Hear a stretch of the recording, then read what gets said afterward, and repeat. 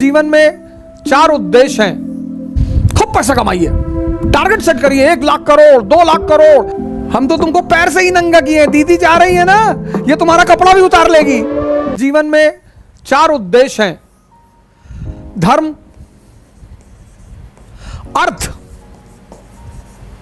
काम और मोक्ष। बड़ा साइंटिफिक फॉर्मूला है सर, ये बहुत वैज्ञानिक। इसीलिए हिंदू अपने बच्चों को कभी नहीं कहते बचपन में कि धार्मिक ग्रंथ पढ़ लो, कहते ही नहीं वो। इसका मतलब हिंदू धार्मिक है? बिल्कुल नहीं। पहला उद्देश्य कहते हैं जीवन का धर्म। धर्म मतलब शिक्षा, एजुकेशन। और मैंने कहा आपसे, शिक्षा का मुख्य उद्देश्य सिर्फ एक है, दिमाग को जिंदा करना। आपका दिमाग जिंदा हो जाए, आप डॉक्टर बनिए, आप इंजीनियर बनिए, आप आईएएस बनिए, आप साइंटिस्ट बनिए, आप एंटरप्रेन्योर बनिए, आपको जो मन में आए बनिए। लेकिन शिक्षा नौकरी कराने के लिए नहीं है, शिक्षा नौकर बनाने के लिए नहीं है। शिक्षा का उद्देश्य है दिमाग को जिंदा करना। और जब आप दिमाग जिंदा हो जाएगा तब आप पैसा कमाइए, अर्थ, मनी। खूब पैसा कमाइए, टारगेट सेट करिए, 1 लाख करोड़, 2 लाख करोड़। इस देश में बहुत लोग आपको मिलेंगे डायलॉग मारते हुए कि अरे पैसा तो भैया बदमाशों के पास भी है, और पैसा तो भैया नाचने वाले भी कमाती है भैया, और पैसा है क्या भैया, हाथ का मैल है। दिखा, निकाल के दिखा।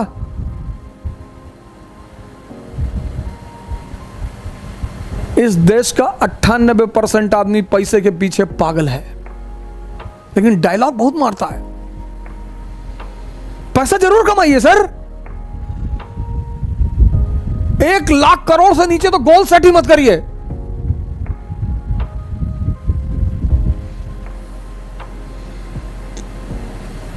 जब सपने में ही मोहब्बत करनी है तो डेमी मूर से कर लें, जो काम करने वाली आती है उससे।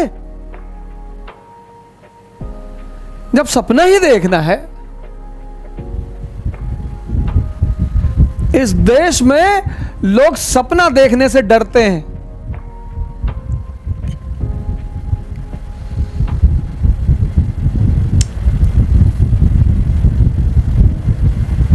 एक साहब ने एक बार हमसे क्लास में पूछा कि स्त्रियों को इतनी इज्जत क्यों दी जाती है, स्त्रियां ऐसा क्या है जो इतनी उनको इज्जत समाज में दी जाती है। मैंने कहा सर, वो महारानी पैदा ही होती हैं और राजकुमारियां पैदा ही होती हैं, वो तो रिप्रेजेंटेटिव है भगवान की धरती पर।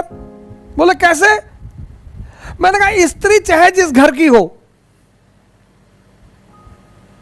चाहे वो रिक्शा वाले की घर की हो, चाहे आईएएस के घर की हो, चाहे प्रधानमंत्री के घर की हो, वो हमेशा कहती है मेरे सपनों का राजकुमार।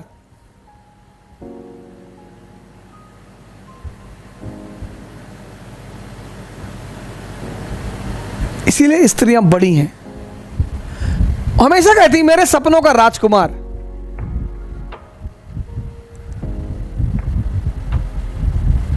लड़के तो किसी को भी सपने में देख लेते हैं, स्टेटस ही खराब है इनका। अर्थ, एकदम कमाइए सर। किसी चीज को पाकर आप समझते हैं कि वो उपयोगी है या नहीं। आपने 50 लाख रुपया कहीं से कमाया और फॉर्च्यूनर ले आए।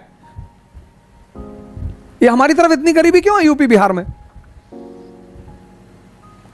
मारवाड़ियों को देखो।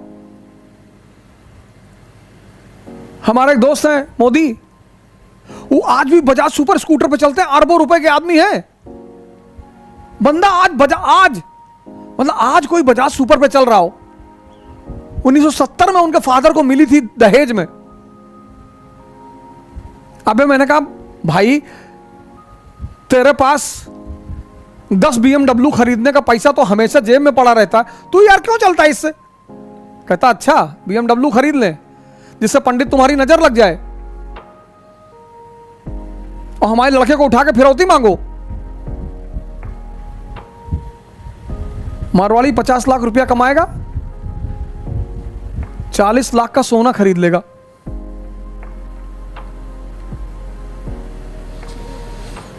कभी जरूरत पड़ी तो मनी पड़ा हुआ उसके पास, बाकी ब्राह्मण ठाकुर लोग पैसा कमाएंगे या फॉर्च्यूनर ले आएंगे, उस पर नीचे पीछे स्टिकर लगवाएंगे महाकाल,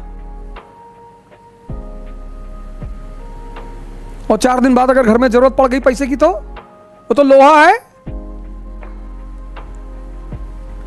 गाड़ी कार्य के हिसाब से खरीदो और आमदनी के हिसाब से। 1 करोड़ रुपया महीना अगर आमदनी है तो रखो 1 करोड़ की गाड़ी। इस देश में लोग नेसेसिटी के हिसाब से सामान नहीं खरीदते, भौकाल।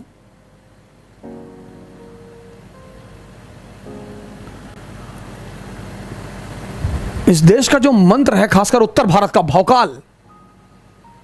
कि गांव आ रहा उसे वैगनार लेके आ रहा, कोई मिलने ही नहीं जाए। अगर आप वैगनार लेके गांव चले गए कोई मिलने ही नहीं आएगा कि वैगनार लेके गांव आ रहा, वैगनार।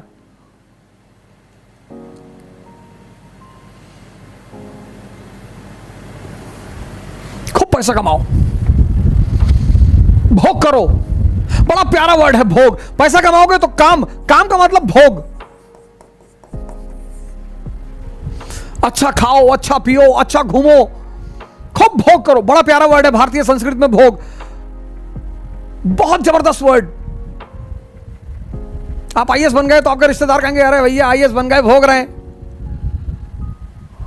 मजा ले रहे हैं। और अगर फिर डायबिटीज हो गई, बीपी हो गई, ओबेसिटी हो गई, मोटापा हो गया, 500 रोग का कैन भोगत है, अब भोग रहे हैं। बहुत जबरदस्त शब्द है भारत के इतिहास में, संस्कृति में भोग।